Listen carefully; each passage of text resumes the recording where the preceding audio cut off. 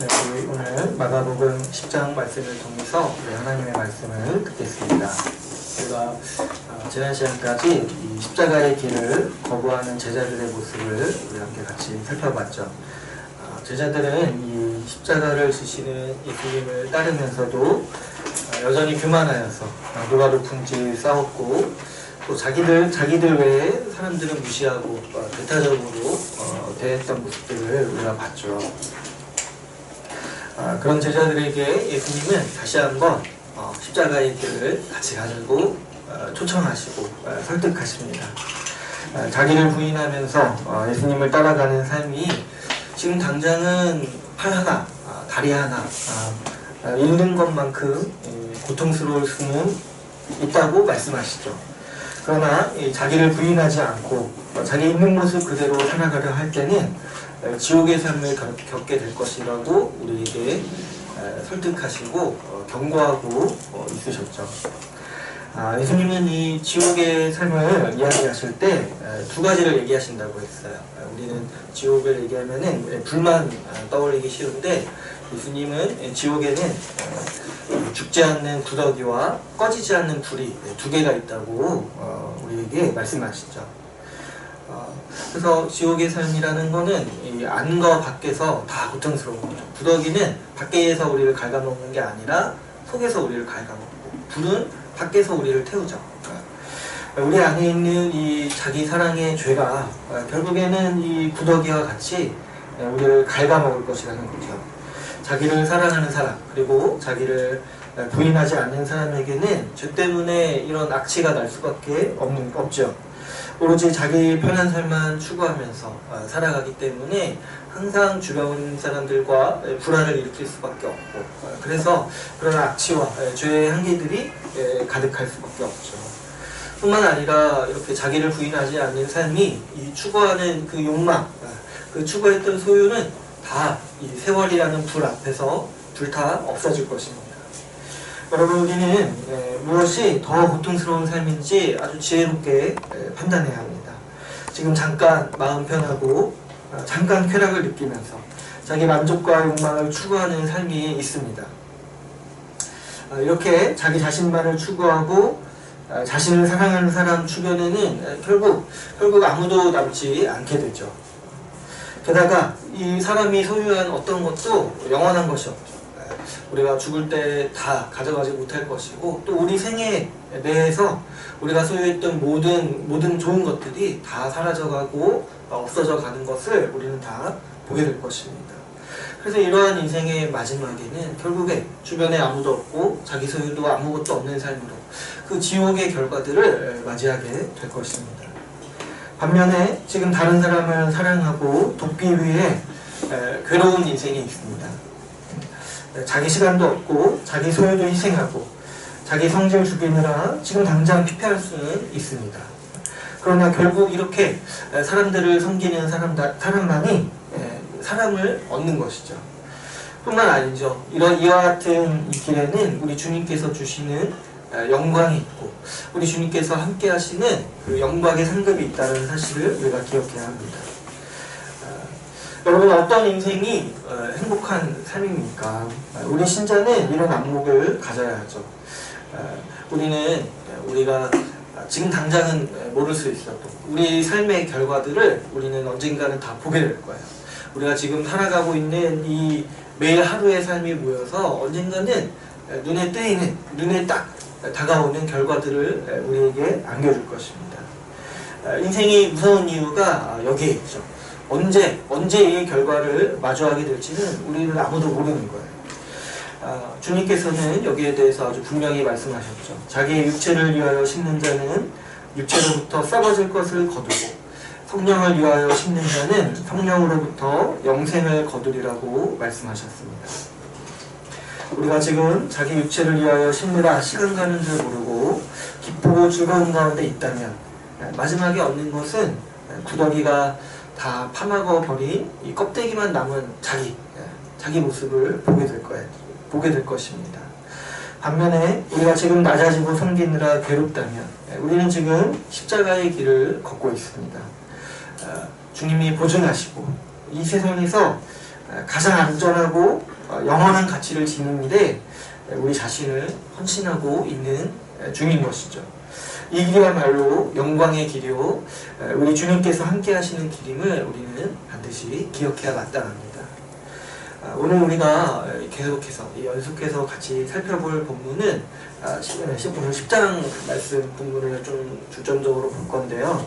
어떻게 보면은 우리가 지난 시간까지 나눈 주제들과는 조금 다른 주제가 나오는 것처럼 보입니다. 갑자기 이 이혼에 대한 문제가 나오죠. 그러나 오늘 말씀을 유심히 보면은 이 논쟁 역시 십자가의 길과 아주 깊은 관련이 있습니다. 우리 한번 이 이야기가 왜 여기서 나옵니까?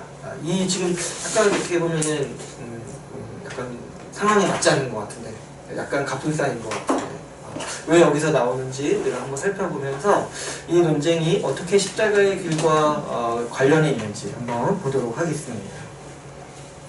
우리가 10장 2절을 보시면은 그동안 이제 제자들의 반응이 계속해서 나왔는데 여기서 갑자기 이 바리새인들이 나타나서 예수님을 시험한다고 합니다. 근데 이제 시험하려고 묻는 질문이 뭐냐니까 사람이 아내를 버리는 것이 옳은지에 대해서 물어봅니다. 그래서 이 소제목이 보면은 이제 이혼에 대해서 가르친다고 되어 있는데 엄밀히 말하면은 여기서 말하는 이제 주제들은 오늘날 우리가 생각하는 이혼과는 좀 다른 개념이죠. 오늘날 우리가 이혼을 생각하면은 쌍방간에 헤어지는 거라고 생각을 하잖아요, 그죠? 근데 지금 여기서 바리새인들이 예수님께 질문하는 건 뭐예요? 남자가 여자를 버리는 게 옳은지에 대해서 물어보는 거예요. 그러니까 정확히 말하면 이혼은 아니에요. 남자가 여자 이런 걸 말하는 단어가 있어요. 뭐 남자가 여자를 버리는 거. 그러니까 결혼관계 했는데 남자가 여자를 버리는 일이 옳은지에 대해서 물어보는 거죠. 오늘날 우리에게 누군가 이런 질문을 한다면 당연히 잘못된 일이라고 누구나 얘기할 것이 뻔하죠.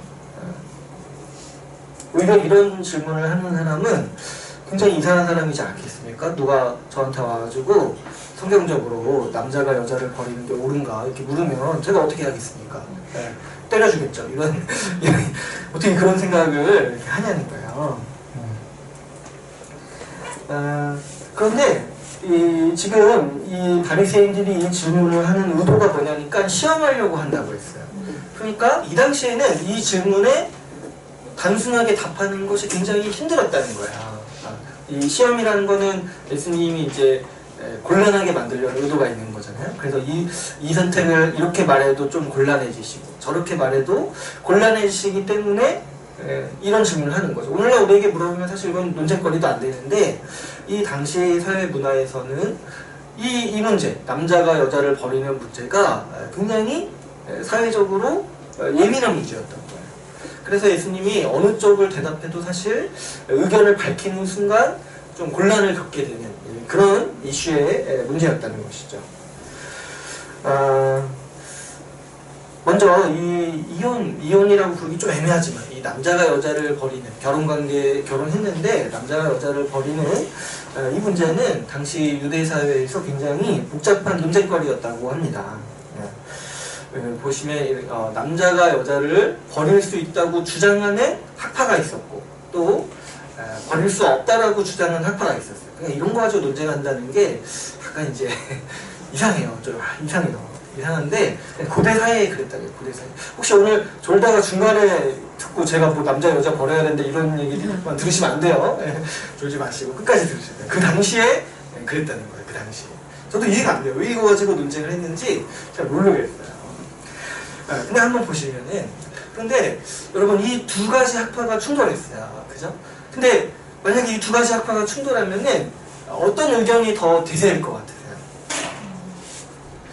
우리 사람이 악하다는 걸 한번 생각해 보시면 이 두 가지 학파가 있었는데 이 소수는 남자가 여자를 버릴 수 없다, 결혼관계를 함부로 깰 수 없다라고 주장하는 사람들이 소수였고 남자가 여자를 버릴 수 있다고 주장하는 학파와 사람들이 그 당시에 대다수였다는 거죠. 근데 이 주장들이 굉장히 이상합니다. 오늘날 우리 시각으로 보면 뭐냐면은 이제 어느 정도까지 이제 주장을 하냐면은 결혼을 했어요. 여자가 결혼을 했는데 뭐 아내가 해주는 밥이 맛없으면은 이혼할 수 있다라고 봤어요.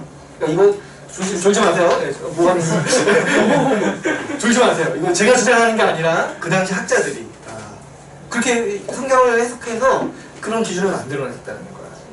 밥이 맛이 없으면 이혼할 수 있다고 이랬거든요. 근데 이것도 좀 이상한데 더 이상한 게 뭐냐면은 이렇게 살다가 다른 여자가 더 매력적으로 보이면 지금 아내와 이혼할 수 있다라고 랍비들이 얘기했다는 거예요. 랍비들 오해하지 마세요. 랍비들이 진짜 나쁜 놈들이지. 어떻게 이런 생각들을 할 수 있는지 모르겠어요. 근데 더 악한 게 뭐냐면은 이렇게 하는 일이 율법에 의해서 가능하다고 해석을 했다는 거야. 가능하다고. 그러니까 이 자기 마음대로 살고 싶은 이 당시 힘 있는 남성들에게는 얼마나 좋겠습니까? 그들 그 욕망을 충족시키기에는 제가 그걸 부러워한다는 얘기가 아니라 그들의 그 욕망을 충족하면서 살아가기에는 그게 얼마나 좋은 환경이겠습니까? 죄책감도 느끼지 않게 만들어주는 거예요. 자기 아내를 버릴 때 보통은 그래도 죄책감을 느끼는데 율법에서 그것을 용인한다고 얘기하니까 아 이거 뭐 하나님도 괜찮게 여기시는구나 생각을 했던 거죠. 그렇게 이 학자들이 용인했던 일이고 또 수많은 사람들이 이미 그렇게 살고 있었던 것이죠. 그러니 여기서 예수님께서 사실 어느 선택을 하시던 간에 사회적으로 상당히 부담스러운 질문이라고 할 수가 있습니다. 또 이 문제는 단순히 이제 사회문화적인 문제뿐만 아니라 이 정치적인 문제이기까지도 했습니다. 여러분 아내를 쉽게 버리고 다른 아내를 맞이할 수 있다면 누가 이런 일을 자주 하겠습니까? 아무나 이렇게 하지는 또 못하죠. 돈 있고 힘 있는 사람들이 이런 일을 자주 하겠죠. 그 당시 사회 권력층들이 아마도 이런 방식의 삶을 영위했을 거예요. 그래서 아내도 많이 거느리고 쉽게 버리고 이런 식으로 살았던 거죠. 대표적인 사람이 한 사람이 있는데 바로 우리가 앞에서 살펴봤던 헤롯 왕이었어요. 헤롯 왕이 이 결과적으로 세례 요한을 죽인 이유가 무엇이었어요? 세례 요한이 그 헤로디아와 헤롯의 결혼이 잘못됐다라고. 왜냐면은 이혼을 한 다음에 결혼을 다시 한 거니까 잘못됐다고 주장했기 때문에 헤로디아가 이 세례 요한에게 앙심을 품고 세례 요한을 죽였죠. 그러니까 지금 이 이혼 문제가 얼마나 예민한 문제인지 아시겠죠. 잘못 얘기했다가는 세례 요한처럼 이 권력층의 미움을 사서 죽임당할 수 있는 그런 문제였던 거죠. 그래서 이 바리새인들이 이거 머리를 써가지고 예수님한테 명확히 대답해달라고 질문을 하고 있는 것이죠. 그래서 이 문제가 시험이 된다라고 우리가 이제 이해할 수가 있는 거죠. 그런데 예수님은 여기서 성경이 어떻게 말하는지에 대해서 이제 먼저 물으십니다. 바리새인들의 이 질문을 듣고 난 다음에 3절을 보시면 모세가 어떻게 너희에게 명하느냐. 그러니까 이 율법이 모세가 우리에게 전해준 율법이 어떻게 여기에 대해서 명하고 있는지에 대해서 먼저 바리새인들한테 물어보시죠. 여기서 이제 물어보시는 이유는 예수님이 몰라서 물어보시는 것이 아니라 바리새인들이 어떤 근거로 이런 사회 문화를 지지하고 있는지에 대해서 먼저 드러나게 하시려고 물어보시는 거라고 볼 수가 있죠. 바리새인들이 이렇게 뭐라고 얘기하냐면은 4절에서 이렇게 얘기를 하죠. 모세는 이혼 증서를 써주어서 버리기를 허락하였다라고 얘기하고 있죠. 그러니까 이게 지금 그 당시 사회에서 지배적인 해석인 거예요. 율법에서는 이혼 증서를 써주면 언제든지 쉽게 아내를 버릴 수 있다라고 명하고 있다라고 해석을 해버렸던 거죠. 바리새인들이 이렇게 말하는 이유는 뭐 없는 지금 구절을 만들어낸 것이 아니라 실제로 신명기 24장을 보면은 이런 말씀이 있어요. 아내를 버리는 일이 가능한 사유와 절차에 대해서 나와 있습니다. 근데 이 절차가 약간 추상적이에요. 그러니까 나중에 한번 관심 있으시면 이제 읽어보시면 아시겠지만 이게 벌이라는 말은 사실 아니에요. 벌이라는 말이 아니고 단지 약간 이 아내에게 흠이 있을 때. 근데 여기서 흠이 뭔지에 대해서 해석을 해야 되는데 보통 여기서 흠이라는 건 이제 간음을 얘기할 수가 있죠. 그러니까 결혼관계에 아내가 충실하지 못했을 때 이혼할 수 있다라는 조항으로 해석을 해야 되는데 바리새인들은 이 흠을 이 당시 사람들은 흠을 엄청 크게 잡아놓은 거예요.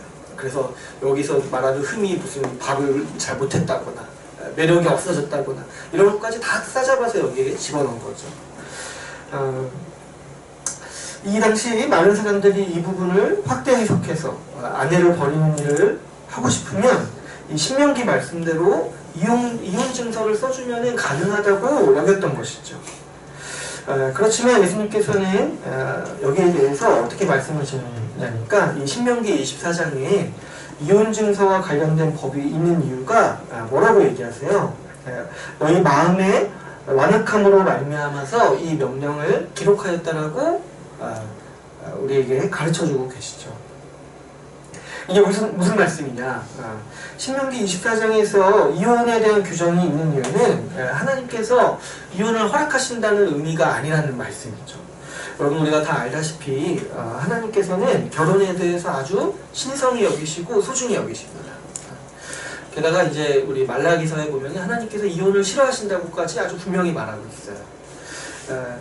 게다가 우리 주님께서 남자가 여자를 버려도 된다라는 법을 만드실 리가 없죠. 그럼에도 불구하고 그 율법이 선포될 그 당시에도 불순종하는 완악한 사람이 있었다는 거예요. 하나님의 법을 어기고 아내를 버렸다는 거죠. 그런데 이 버림받은 여자들은 다른 사람들에게 시집을 못 갔어요. 왜 그러냐니까 여전히 그 남편한테는 버림받았는데 여전히 그 남편의 소유로 인식이 되기 때문에 소유라기보다는 그 남편의 어떤 속한 사람, 가족으로 인식이 되기 때문에 다른 사람에게 그 시집을 가게 되면은 그 당시 사회에서 뭘로 받아들여졌냐면 간음으로 받아들여졌다는 거예요. 그러니까 지금 버림받은 여자는 어떻게 살아가겠어요? 다른 사람에게 시집도 못 가고 그리고 본 남편에게는 버림받고 그리고 고대사회에서 여인이 혼자서 남편 없이 살아갈 때 경제활동을 하기가 굉장히 힘들다는 걸 우리가 충분히 예상할 수 있죠. 그러니까 이 버림받는 순간 굉장히 비참한 상태, 굉장히 가난하고 비참한 상태로 그 나락으로 떨어지게 됐던 것이죠. 그래서 모세는 이런 경우에 이 버림받은 여자에게 이혼 증서를 써줘서 공식적으로 이 여자가 나에게 속한 사람이 아니라 독립적인 사람이다 라는 것을 이 사회에 공표해야 된다. 그래서 이 여인이 얼마든지 다른 사람에게 시집갈 수 있도록 결혼할 수 있도록 이 여인을 보호해야 된다는 취지로 신명기 24장에 이혼 증서를 써주어서 보내라는 명령을 해놨다는 거죠.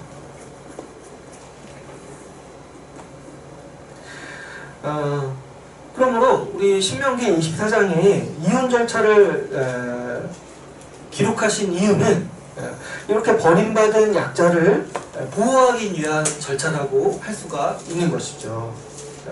당시 사회적으로 약자인 이 버림받은 여자들을 보호하기 위한 방편으로 율법에서는 이혼 증서를 써서 보내도록 하라고 정의하고 있는 것이죠.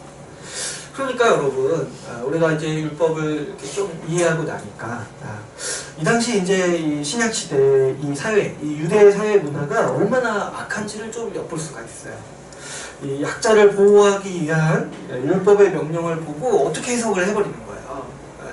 그 약자들을 보호하라고 율법의 정신으로 해석을 해야 되는데 딱 그 구절만 떼어서 봐서 어떻게 돼 있는 거예요. 이혼 증서를 써주라고 했으니까 이혼해도 되는구나, 버려도 되는구나, 이혼 증서만 써주면 버려도 되겠구나 라고 해석을 해버리고 있는 것이죠. 그러니까 얼마나 악합니까? 주님께서는 약자를 보호하라고 명령하신 건데 그 구절을 이용해서 오히려 자기의 유익을 위해서 쓰고 자기의 욕망을 위해서 더 어떻게든 그 구절을 이용해서 약자를 괴롭히는 일에 사용했다는 것이죠. 그러나 우리 예수님께서는 이 결혼 관계에 대해서 아주 분명하게 말씀하십니다. 6절에서 9절을 보시면 우리가 잘 아는 창세기 부분을 아주 길게 인용하시죠.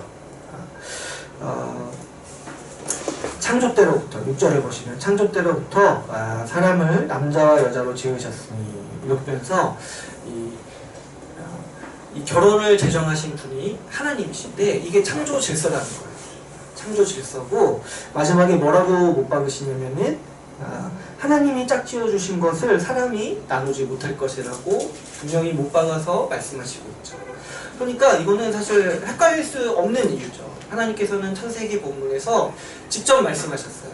하나님의 음성 그분의 말씀으로 직접 우리에게 말씀하셨어요.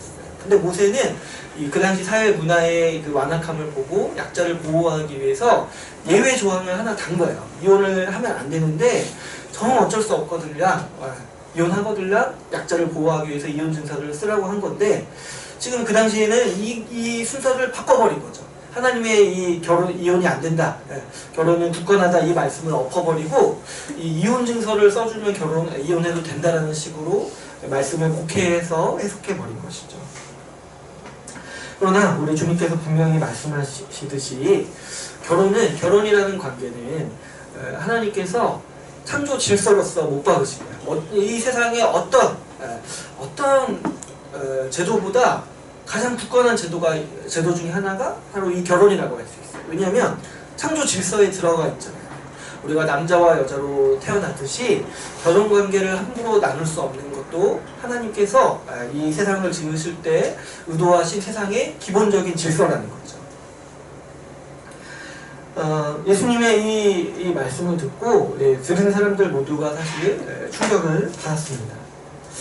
사실은 이 제자들도 큰 충격을 받았습니다. 그래서 우리 10절을 보시면 집에서 이 제자들이 다시 이 일에 대해서 물어보죠.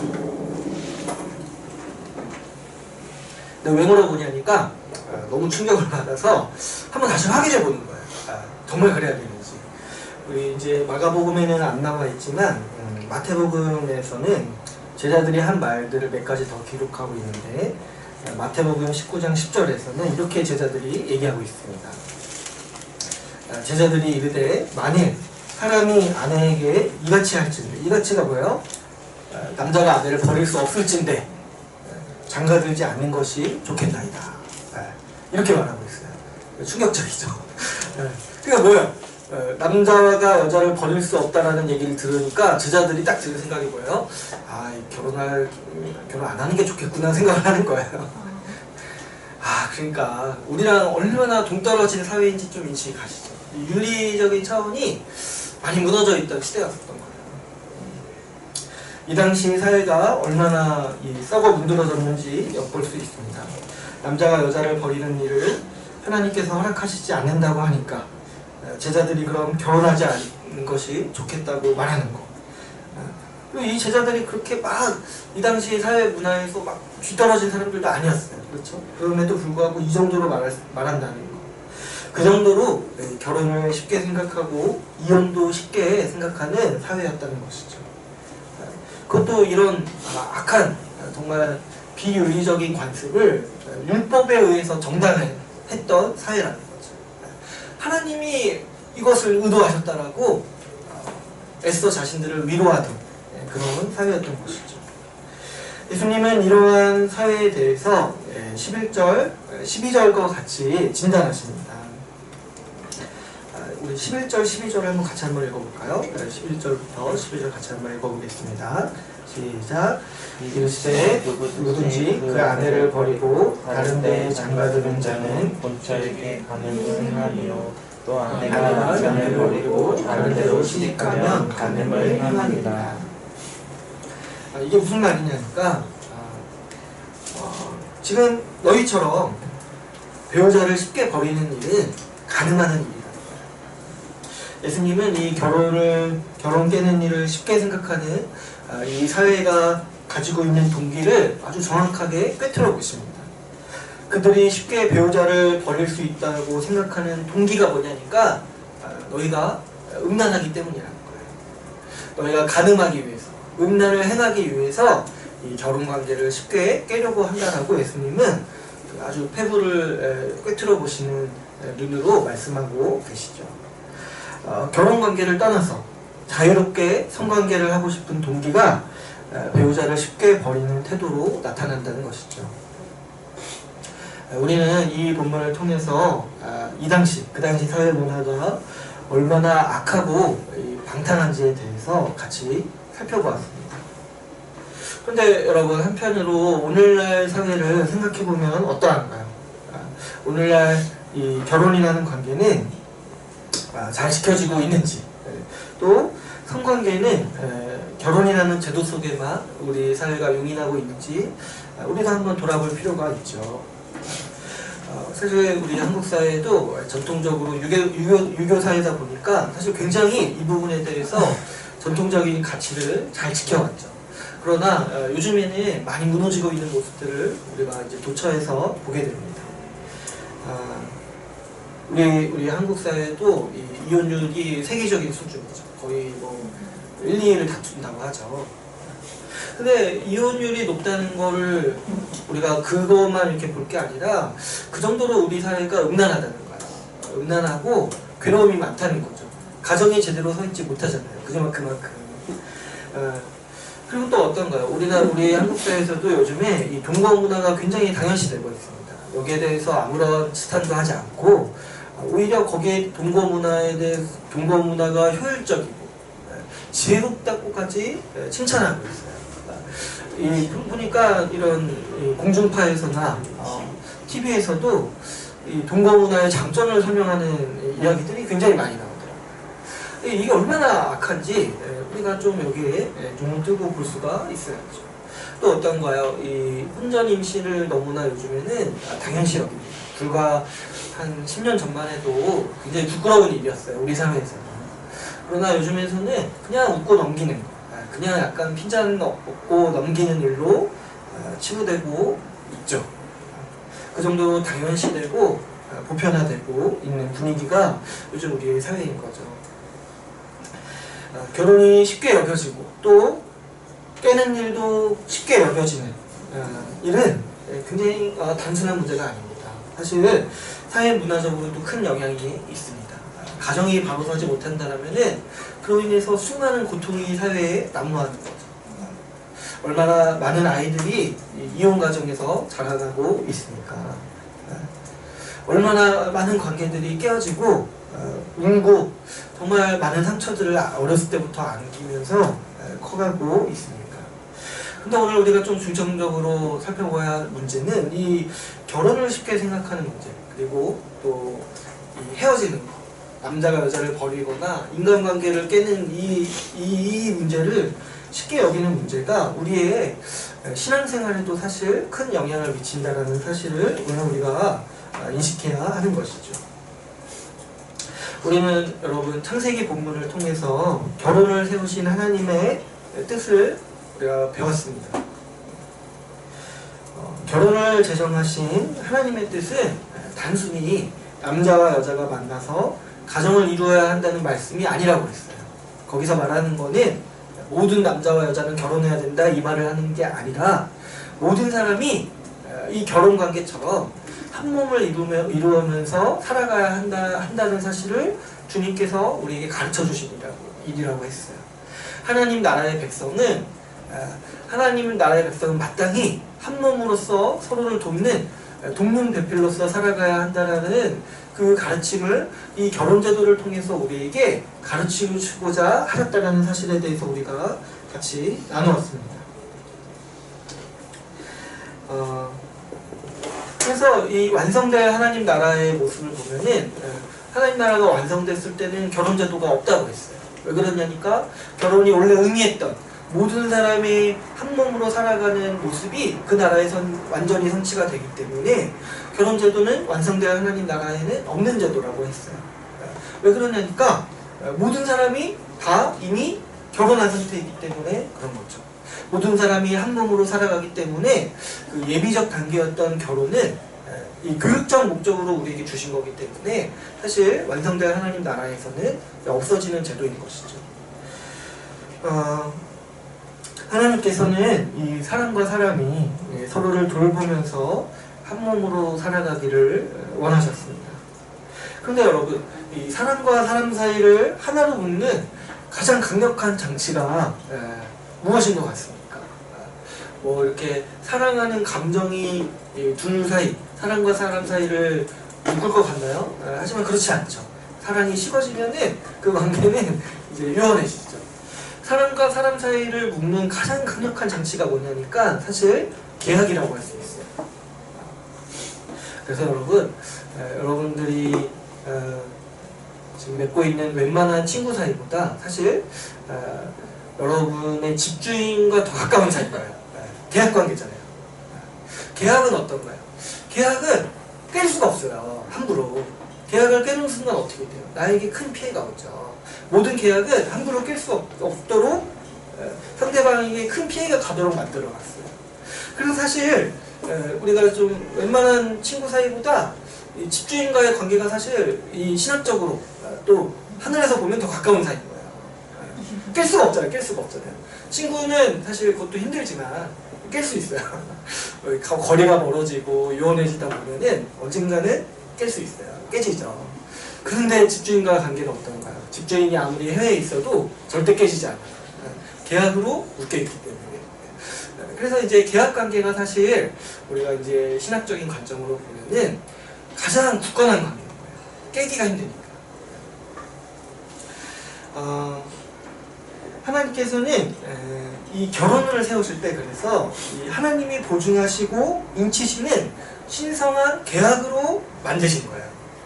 그래서 창세기 본문에서도 말씀하시고 오늘 예수님께서 인용하시는 말씀에 어떤 얘기가 있냐면 하나님이 짝지어 주신 것을 사람이 나누지 못할 거라고 못할진이라고 말씀하고 있어요.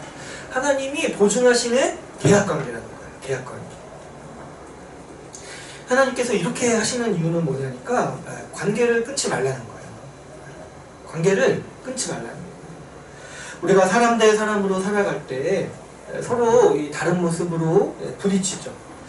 근데 이 관계가 괴로울 때마다 우리 안에 자연스럽게 드는 생각이 뭐냐니까 이걸 좀 끊고 싶다는 생각이 들어요.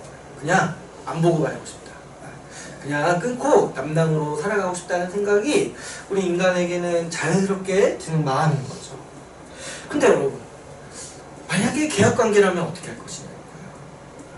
지금 내가 괴로운데 이 사람과 나의 관계가 계약관계야. 내가 집주인 만나는 게 괴로운데 계약관계야. 그럼 어떻게 할 거냐. 거기다가 이 관계가 하나님 앞에서 이루어진 계약이라면 어떻게 할 것이냐는 거예요. 여러분, 만약에 정말 하나님을 두려워하고 그분을 경외하고 하나님의 말씀에 순종한다면 이 관계를 절대로 끊지 못할 거라는 거예요. 그래서 이 계약이기 때문에 내가 힘들고 감정이 없다고 관계를 끊지 못하는 것이죠. 여러분, 이게 실제 하나님이 의도하시는 결혼 생활인 거예요. 결혼은 사랑해서 하는 건 맞지만 사랑으로 유지된다고 볼 수가 없어요. 결혼은 하나님이 보증하시는 계약에 의해서 유지되는 거예요. 그래서 살아가다 보면은 그러면 제가 뭐 결혼한 지 오래된 사람 같지만 살아가다 보면 우리가 감정도 식고 사랑도 사랑하는 마음도 줄어들 수 있어요. 그런데 결혼관계를 유지하는 비결이 뭐냐니까 그 감정이 다시 복돋아두는 게 아니라 이 계약의 신성함을 내가 신실하게 지키는 거예요. 그래서 결혼할 때 서약하는 이유가 여기에 있는 거죠. 내가 하나님께서 제정하신 이 결혼의 계약을 내가 지키겠다라고 하나님 앞에서 도장을 찍는 것이죠. 그렇다면 여러분, 내가 상대방으로 인해 힘들고 어려울 때 어떻게 계약을 유지할 수 있겠습니까? 결국에 이 계약으로 맺어진 관계를 유지하기 위해서는 자기를 부인하는 길밖에는 없는 거죠. 여러분, 집주인과 사이가 나쁘다고 해서 이 계약 관계를 어떻게 함부로 파기합니까? 못 파기하니까 그냥 내가 참고 마는 거죠. 마찬가지로 모든 계약관계는 이런 특성이 있는 것이죠. 내 감정과 내 기분과 나의 어떠함 때문에 관계를 끊지 못하도록 이 계약으로 묶어놓은 관계인 것이죠. 그래서 결혼관계도 사실 이 계약으로 맺어졌기 때문에 결혼관계를 유지하는 원동력도 계약관계라는 힘에서 나오는 거예요. 하나님의 말씀에 존중하고 하나님의 말씀에 순종할수록 이 신성한 계약을 내가 유지하려 하고 이 하나님의 말씀이 우선이기 때문에 내 감정과 내 어떤 성질을 꺾는 것이죠. 이게 바로 우리가 살아가는 삶의 원리요, 특별히 이제 결혼 생활의 원리라고 할 수가 있는 것이죠. 그래서 여러분, 결혼은 사랑하는 사람과 해야 되는 게 맞기도 한데 이렇게 근본적으로 보면은 좀 계약을 잘 이행할 수 있는 사람과 해야 돼요. 계약을. 이 계약 관계를 신실하게 지킬 수 있는 사람과 해야 돼요. 그래서 이제 이렇게 배우자 검증할 때 가장 중요한 것 중에 하나가 약속을 잘 지키는가, 약속에 대해서 책임을 지는가, 이런 것들인 거죠. 이걸 못하면은 사실 결혼 관계도 유지할 수가 없는 거예요. 결혼이라는 계약. 하나님께서는 이 결혼이라는 계약을 통해서 단순히 지금 부부 사이를 얘기하는 게 아니라고 했어요. 하나님과 우리의 관계도 얘기하고 싶으신 거고, 우리와 지체와의 관계, 이 교회와의 관계가 어떠한지 가르치고자 하셨습니다. 이 결혼이라는 제도는 단순히 남과 여가 가정을 이루기 위해서 만든 제도가 아니라는 것이죠. 하나님과 우리 사이가 어떤 관계이고 사람과 사람 사이의 관계가 어떤 관계인지를 가르쳐주는 계약의 표본인 것이죠. 여러분, 하나님과 우리 사이도 언약이라는 계약 관계입니다. 하나님께서는 우리를 신실하게 내보시기로 약속하셨고, 우리도 주님을 예배하고 따르는 백성으로 살도록 계약하였습니다. 이 계약을 우리는 예수님의 피로 맺어진 새 언약이라고 부르죠. 오늘 우리가 성찬을 하는데 이 성찬도 이 언약의 식사, 이 계약을 우리가 축하하고 기념하고 기억하는 식사라고 했어요. 우리는 피로 맺어진 계약 속에서 살아갑니다. 우리는 예수님과 결혼한 사람들이에요. 예수님은 신랑으로서 이 신부인 교회를 맞이한다라고 말씀하셨죠. 우리는 우리 주님과 결혼과 같은 계약으로 그분과 연합하였고 한 몸을 이루어서 살아갑니다. 또 우리는 서로가 함께 결혼과 같은 계약으로 교회를 이루었습니다. 누구나 교회에 들어올 때는, 교회 회원으로 들어올 때는 세례 서약을 하고 교회에 들어옵니다. 근데 이 세례 서약이 뭐와 같냐니까 결혼 서약과 같은 거예요. 내가 이 관계에 충실하고 신실하겠다. 여기에 내 전부를 걸겠다. 라고 검은 머리가 팥불이 될 때까지 내가 이 관계를 위해 헌신하겠다라고 세례 서약을 하고 교회에 들어오는 것이죠. 자신이 이 교회와 한 몸으로 결혼할 것을 선언하는 것이죠. 우리의 이 정혜원 서약이 이 결혼 서약과 마찬가지라고 우리가 이제 정혜원에 대해서 같이 나눌 때 제가 한번 말씀을 드린 바가 있죠. 우리는 여러분 주님과 결혼한 주님의 신부입니다. 또 그뿐만 아니라 우리 지체와 결혼한 배우자, 또 서로가 서로에게 돕는 배필로서 살아가는 배우자요 지체들인 것이죠. 우리는 이 계약관계 안에서 서로를 돕고 서로를 위해 살아가는 삶을 살아가고 있는 것이죠. 안타까운 일은 본문에 나오는 사회와 마찬가지로 이 결혼을 쉽게 여기고 이혼도 쉽게 여기는 이 사회와 마찬가지로 오늘날도 이 계약의 의미를 잃어버렸습니다. 하나님께서 결혼을 세우신 뜻을 잃어버렸죠. 그로 인해서 어떤 결과가 나오냐니까 사람 사이의 관계가 굉장히 가벼워졌습니다. 신의를 지키는 사람을 찾아보기가 힘들죠. 저마다 쉽게 만날 뿐더러 쉽게 헤어집니다. 만남도 쉽게 가시는데 이 관계 끊고 헤어지는 일도 너무 쉽고 가볍게 생각하는 거죠. 저마다 자기 욕구를 채우고 자기를 위해 결혼합니다. 더 나아가서 자기를 사랑하는 마음으로 자기를 부인하지 않으면서도 교회에 출석합니다. 여러분, 오늘날 우리 사회에 이혼율이 높은 이유는 아주 분명합니다. 사람마다 이 계약관계보다 자기를 더 사랑하기 때문이죠. 하나님이 제정하신 계약보다 자기 감정과 자기 욕구를 더 따르기 때문이죠. 여러분, 오늘날 많은 사람들이 교회에 정착하지 못하고 떠돌죠. 물론 이 가장 큰 원인은 교회가 진리 안에 바로 서 있지 못한 이유가 굉장히 큽니다. 그러나 또 한편에 분명히 있는 이유는 세례사역의 의미를 가볍게 여기고 자기 입맛의 교회를 찾을 때까지 떠도는 사람들도 분명히 있다는 사실이죠. 이 모든 일이 자기를 부인하고 예수를 따르기보다는 자기만을 위하고 자기를 사랑하기 때문에 일어납니다.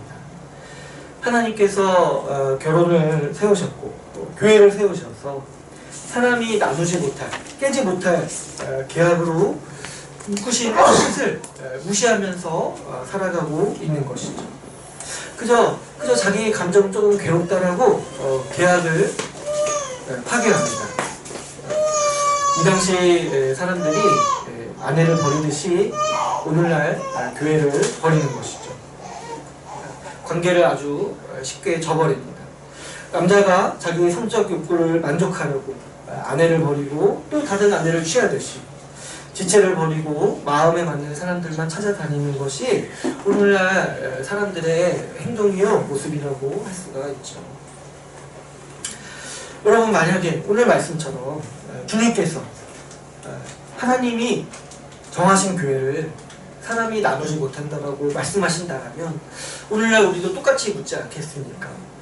우리도 제자들처럼 똑같이 그러면 누가 교회 다닐 수 있겠냐라고 우리도 반문하지 않겠습니까? 이렇게 계약을 가볍게 여기는 시대에 여러분, 신실한 정말 믿고 의지할 만한 인간관계가 어떻게 가능하겠습니까? 가장 강력한 계약인 결혼마저도 쉽게 깨버리는 이 시대에 어떻게 신실한 관계가 가능하겠냐. 결혼도 가볍게 여기고 교회도 가볍게 여긴다면 나머지 이 계약관계가 아닌 인간관계를 어떻게 여길지도 사실 뻔한 것이죠. 자기 성질대로 자기 취향대로 살면서 수없이 단절하면서 살아가는 것이 오늘날 현대인들의 인간관계라고 할 수가 있습니다. 자기를 부인하지 않는 인간관계라는 것은 사실 덧없는 관계이죠. 그저 자기 편한 사람만 만나서 교제한다면, 그저 자기 마음만 살핀다면 결국에 혼자 외로이 남을 것이 아주 불보듯 뻔한 일인 것이죠. 그러나 우리 주님께서는 이런 더럽고 이기적인 시대를 떠나서 십자가의 길을 가자고 우리를 부르셨습니다. 이 가볍고 이 부서지기 쉬운 관계만을 아주 피상적으로 맺으면서 살아가는 이 삶의 방식을 버리고 관계를 신실하게 유지하기 위해서라면 자신의 손과 발을 잃을 정도로 자기를 부인하며 살아가는 길로 우리를 부르시고 계십니다. 사랑하는 여러분, 우리가 모두 결혼이라는 계약으로 부르심을 받았습니다. 실제 우리가 결혼하지 않았더라도 우리가 주님을 믿는 신앙생활과 교회 생활이 모두 본질적으로 결혼 계약임을 우리가 반드시 이해해야 돼요. 사실 그래서 신앙생활, 교회 생활 이렇게 잘 못한다는 것은 사실은 이 결혼 생활도 잘 못할 수가 있어요. 왜냐하면 본질적으로 계약관계라는 게 똑같거든요. 우리는 이 관계를 지키라고 부르심 받은 사람들입니다. 우리가 이 계약에 성실하게 살아갈 때 우리는 얽히고 설키면서 살아가는 것이죠. 마치 부부가 서로에게 깊이 연관되어서 마치 이렇게 볼 꼴 못 볼 꼴 다 보면서 살아가는 것과 마찬가지입니다. 부부가 서로 갈등이 있고 어려움이 있을 때 신실하게 관계를 유지하는 일은 결혼 사역을 기억하는 일에 있습니다. 어떤 부부도, 아무리 신앙을 믿지 않는 부부도 자기가 자기 부인하겠다고 사역해요. 결혼 사역을. 어떤 일이 있어도 내가 사랑하겠다고, 이게 자기 부인이잖아요. 사역해요. 우리가 결혼관계를 유지하기 위해서는 결혼 사역을 기억해요. 자기가 이미 사역했고 자기가 이게 하나님 앞에서 신성한 계약임을 인정해요. 하나님께서 세우신 계약의 신성함을 부인하는 사람마다 자기 마음대로 자기 감정대로 그냥 살아가는 것이죠. 이 결혼 사역을 준수하는 사람만이 자기를 부인하고 배우자를 위해 자신을 내어줍니다. 그런데 이 원리가 똑같이 교회 생활과 마찬가지라는 것이죠. 교회도 마찬가지입니다. 우리가 지체를 살아가는 길은 주님의 말씀을 따라서 자기를 부인할 때야 가능하죠. 하나님께서 세우신 이 계약의 신성함을 부인하지 않고 우리가 하나님께서 우리를 결혼과 같은 계약으로 묶으셨음을 기억해야 합니다. 그럴 때 우리는 지체를 위해 자기를 부인하면서 살아갑니다. 우리가 뭐 감정이나 뭐 이렇게 취향은 안 맞을 수 있어요. 근데 그게 중요한 게 아니라니까요, 여러분. 진짜 신실한 관계는 우리 감정 그런 거 필요 없는 거예요. 진짜 견고하고 신실한 관계는 내가 내 감정 줄이고 주님의 신성한 계약을 의지하면서 유지하는 관계인 것이죠. 그러므로 이 결혼 계약으로 우리를 묶으신 일이야말로 우리를 자기를 부인하는 십자가의 길로 초대하신 길입니다. 그런데 여러분, 우리를 이 계약관계로 묶으신 일은요, 우리 보고 좀 주님께서 어디 한번 괴로워봐라, 어디 한번 끊지 못하는 관계 속에서 한번 죽어봐라, 이런 뜻으로 우리를 묶으시는 일이 아닙니다. 주님은 우리에게 복된 삶을 주시기 위해서 우리가 함부로 끊을 수 없는 계약관계 속에 우리를 묶으셨습니다. 만약에 여러분, 사람과 사람 사이를 묶는 강력한 계약이 없다라면 우리에게는 덧없는 인간관계만 남을 것입니다. 좀 친하게 지내다가도 어느샌가 소원해지고 거리가 멀어지고 만나는 횟수가 줄어들면은 또 멀어지는 그런 관계만 남을 것이죠. 내 감정대로, 내 마음대로 관계를 맺으며 살아간다면 우리에게는 불안만 있을 것이요, 결국에는 우리 주변에 한 사람도 남지 않을 것이죠. 그러나 우리가 교회라는 이 계약관계에서 헌신할 때 우리는 지체를 얻을 수 있습니다. 사도 바울은 자신이 섬긴 교회와 그 지체를 뭐라고 불렸냐면 빌립보서 말씀에서 나의 면류관이라고 불렀습니다. 교회라는 계약관계 속에서 섬기고 돌본 그 지체가 하나님 앞에서 나의 상급이라는 뜻이죠. 우리가 하나님께서 부르신 계약관계에 헌신할 때 우리는 사람을 얻습니다. 결혼이 그렇지 않습니까? 결혼관계에 신실한 사람은 배우자를 얻고 자녀를 얻습니다. 함께 살아갈 가족을 얻죠. 교회도 마찬가지입니다. 교회라는 계약관계에 신실할수록 교회의 지체들을 가족으로 얻는 것이죠. 여러분, 우리 이 오래된 격언에도 신실한 친구 3명을 얻으면 성공한 인생이라는 말이 있습니다. 세상의 지혜로도 인생의 가장 값진 가치가 사람을 얻는 일에 있다라고 말하죠.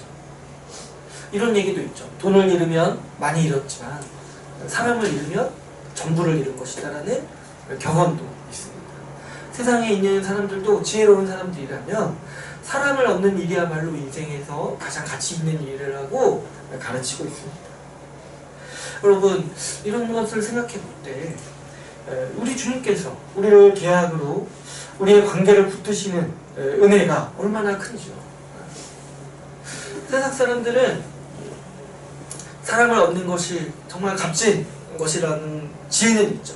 그러나 어떻게 그 길을 이룰 수 있는지에 대해서는 말하지 않습니다. 왜냐? 모르니까. 이 신실한 친구 3명을 얻으면 성공한 인생이라는데 어떻게 하면 신실한 친구 3명을 얻을 수 있는지는 안 가르쳐주죠. 얼마나 지혜롭게 사시면 어리석습니까? 그러나 우리 주님께서는 그 길을 우리에게 알려주시고 이미 우리를 초청하시죠. 어떻게 우리가 신실한 친구 3명을 얻을 수 있습니까? 계약을 맺는 거예요. 계약관계를 지키는 거예요. 여러분 한번 생각해 보십시오. 우리가 정혜원이 우리가 지금 9명이잖아요. 접근하면서. 그러면 나를 위해 살아줄 수 있는 사람, 이 세례서야, 이 사역을 한 거잖아요. 나를 위해 살아줄 수 있는 사람이 누구에게나 8명이 있는 거잖아요. 그러면 이미 우리는 성공한 인생 아닙니까? 네? 아니, 신실한 친구 3명 얻기가 힘들다는 거잖아요. 그런 얘기가 있다는 거. 근데 우리가 나를 위해 살아줄 수 있는 사람이 8명이 있다면 그 자체로도 이미 성공한 인생이라고 할 수가 있죠. 우리 이 관계를 한번 열심히 세워봅시다. 그리고 여러분, 다른 사람들도 이 성공한 인생에 우리가 좀 초대해 봅시다. 이 정말 우리가 정말 복된 인생이라는 거죠. 복되고 우리 자신을 헌신하고 이 길을 가기 위해서 내 발 하나 버려도 아깝지 않을 정도로 유익이 있고 우리에게 복이 있는 인생인 것이죠. 이 복된 삶의 길에 우리는 주저없이 이 십자가의 길을 초대할 수 있는 거예요. 우리가 십자가의 길을 초대할 때 너무 그렇게 막 괴로운 길이야, 고난의 길이야 이렇게 말할 필요가 없어요. 더 값진 것을 이 세상이 추구하지만 얻을 수 없는 사람을 얻잖아요. 자기를 부인하지 않고 자기를 사랑하는 세상은 결혼과 같이 얽매이지 않는 관계가 우리에게 자유를 주고 행복을 준다라고 여깁니다. 그래서 결혼관계도 가볍게 여기는 거죠. 그러나 우리는 여기에 대해 단호하게 거부해야 합니다. 그렇게 관계를 가볍게 여기는 태도는 허무한 인생입니다. 오히려 우리는 얽히고 설킨 계약관계야말로 우리에게 행복을 준다라고 믿습니다. 우리가 읽으면서 자세히 다루진 않았지만 9장 49절을 보시면 이렇게 주님을 말하고 있죠. 한번 읽어볼까요? 같이 한번 읽어볼게요. 49절 50절 말씀 같이 한번 읽어보겠습니다. 시작. 사람마다 불로써 훔치신 삶을 하리라. 소금은 좋은 것이로되 만일 소금이 그 맛을 잃으면 무엇으로 이를 짜게 하리요. 너희 속에 소금을 두고 서로 화목하나 하시라. 이 말씀은 구약에서 이 제사 제도를 본떠서 예수님께서 하시는 말씀입니다. 구약에서 이 제사를 드릴 때 제물을 바치잖아요. 근데 그 제물을 바칠 때 어떻게 하는 겁니까? 소금을 치고 불로 태우는 거예요. 번제라고 합니다. 그런데 예수님께서 우리에게 무엇을 말씀하시냐니까 이 십자가의 길을 걷는 사람이 뭐와 같다는 거예요. 우리가 하나님께 바쳐지는 제물과 같다는 거예요. 근데 하나님께 바쳐지기 위해서 뭘 통과하냐니까 소금에 절여지고 불을 통과한다는 거예요. 그래서 십자가의 길을 걷는 사람이 겪는 이 고난과 연단을 불과 소금으로서 비유하여서 우리 주님께서 가르치고 계십니다. 그래서 예수님을 따른 하나님 앞에 드려지는 사람마다 신자는 누구나 불로 소금 치듯함을 받으리라는 거예요. 그래서 신자는 어떤 사람이냐니까 불과 같은 고난과 자기 부인으로 인해서 이 소금 맛을 낼 수 있는 사람이라는 거죠. 그런 제물로서 살아간다는 것이죠. 우리가 주님께서 인도하시는 십자가의 길을 인내하고 순종할 때, 자기를 부인하면서 우리 이 계약관계에 헌신할 때 우리는 주님께서 받으시는 제물, 곧 삶의 예배를 드리게 되는 것이죠. 이 삶의 예배는 십자가의 길을 걷는 삶이요, 오늘 본문의 말씀대로 하면 계약관계에 충실하게 살아가는 삶입니다. 그런데 이렇게 살아갈 때 얻게 되는 결과가 무엇이랍니까? 50절에서 말하는 화목이라는 거예요. 화목. 우리가 소금 맛을 낼 수 있게 됐어요. 이 불을 통과해서 소금에 절여져서 소금 맛을 낼 수 있게 되어서 하나님께서 받으시는 그 신자라는 제물이 됐을 때 우리에게 얻어지는 결과가 무엇이냐니까 화목이라는 것이죠. 그러므로 자기를 부인하며 십자가의 길을 걷는, 그래서 이 계약관계에 자신을 드리는 사람이 얻는 열매는 분명합니다. 함께하는 지체들을 얻고 그 지체들과의 화목함을 얻게 되는 것이죠. 주님께서 이 복된 길, 이 십자가의 길, 결혼계약으로 여러분 우리를 부르셨습니다. 그러므로 여러분 생각합시다. 내가 이 길을 가기 위해서, 이 계약을 신실하게 유지하기 위해서 부인해야 하는 나의 모습이 무엇입니까? 내가 버려야 되는 내 팔, 내 다리, 빼내야 되는 내 눈이 무엇입니까? 지체를 섬기고 지체에게 상처 주는 일을 피하기 위해, 지체를 실족하지 않게 하기 위해 부인해야 하는 나의 욕망이나 나의 태도는 무엇입니까? 우리가 여기에 대해서 고민하고 우리가 이 계약관계를 신실하게 하기 위해서 우리가 여기에 대해서 분별하고 결단해야 마땅합니다. 저는 올해 좀 개인적으로 저 자신을 부인할 부분이 뭐가 있을까 생각해 볼 때 저는 좀 낯가리는 태도를 좀 부인해 보려고요.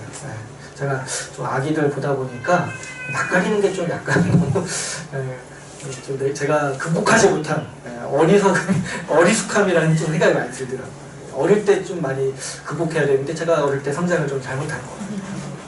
그래서 좀 제가 좀 낯을 덜 가려서 더 적극적으로 사람들 앞에 나가고 또 앞으로 우리 목사님들, 전도사님들 섬길 텐데 좀 제가 더 적극적으로 다가가서 섬기려면은 제가 좀 피하려고 하는 거 이런 걸 좀 부인해야겠다는 생각이 많이 드는 것 같아요. 그래서 올 한해 좀 제가 좀 여기에 대해서 좀 부인하면서 좀 살아보려고 합니다. 물론 우리가 모두 다 우리가 가지고 있는 삶의 모습이 있죠. 그런데 우리는 그 모습 그대로 살라고 부르심 받은 사람들이 아닌 거예요. 십자가의 길을 가라고. 그래서 부인하고, 그래서 더 거룩하여지고, 더 성화하는 삶을 살라고 우리는 부르심 받았죠. 그래서 우리는 이렇게 내 매력을 주장하는 사람들이 아니라, 날마다 내가 무엇을 부인했는지를 자랑하고, 우리가 닮아가는 예수님의 모습을 추구하고 예수님 닮은 모습을 자랑하고 살아가는 사람들인 것이죠. 여러분 우리가 올 한 해 이렇게 살아가기를 바랍니다. 이제 말씀을 맺겠습니다. 사랑하는 여러분, 우리는 관계를 쉽게 깨고 계약마저 가볍게 만들어버리는 시대에 살고 있습니다. 이 시대가 얼마나 자기 감정을 높게 평가하고 사람과의 관계는 가볍게 여기는지 아주 보는 일이 정말 괴롭고 개탄스럽습니다.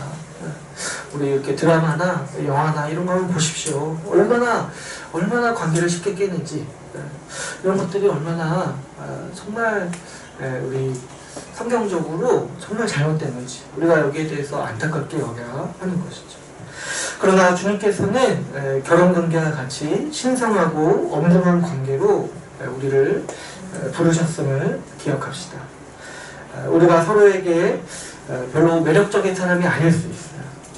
그러나 주님께서 결혼해서 가족처럼 살아가라고 모이게 하신 소중한 가족이요 소중한 배우자임을 우리가 기억해야 합니다. 우리가 서로에게 헌신하며 살아가는 삶이야말로 하나님 앞에서 빛나고 영광스러운 삶임을 우리가 바라봅시다. 우리는 이미 주와 교회와 결혼한 사람들입니다. 그러므로 우리는 서로를 돕기 위해 살아가는 돕는 배필인 것이죠. 이 관계를 지키고 이 관계를 위해 삽시다. 서로 돕고 도움 구하는 일이 날마다 더 확장되고 깊어지기를 소망합니다. 우리 말씀을 마치고 같이 기도하는 시간을 갖도록